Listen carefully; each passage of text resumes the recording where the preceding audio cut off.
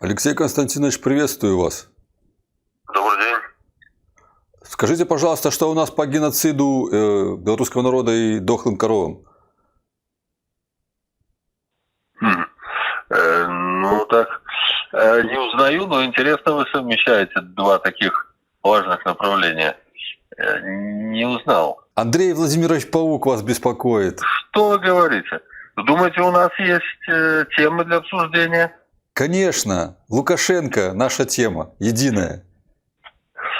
Значит, Андрей Владимирович, нам с вами разговаривать не о чем. Ну что же вы Прекрасно так? знаете, что мы на разных абсолютно позициях, поэтому будьте здоровы. А как же нам объединиться, Алексей Константинович? Мы же один народ.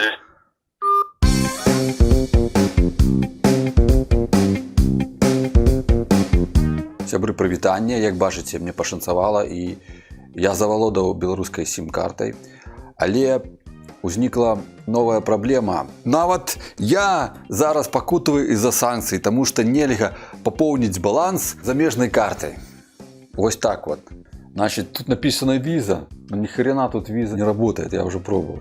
Значит, Google Pay не работает. Есть вариант только из России, из Беларуси картами оплачивать. И в России тоже не перечислите деньги, только если наличка какая-то. Дистанционные банковские сервисы какие-то есть. Нету их, ошибка 404. Другие возможности оплаты. Салоны связи МТС. Оплата наличными. К вашим услугам широкая сеть пунктов приема наличных платежей по всей республике, а также за рубежом. Я не понимаю, о каком зарубеже они говорят.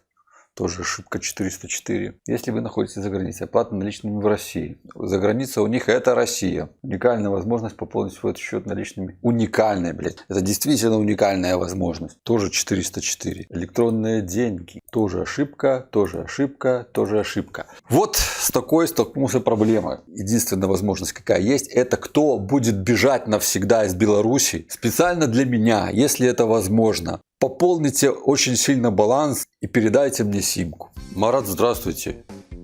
Марат Сергеевич, извините. Ну да, здравствуйте. С кем как поживаете? Андрей Владимирович Паук.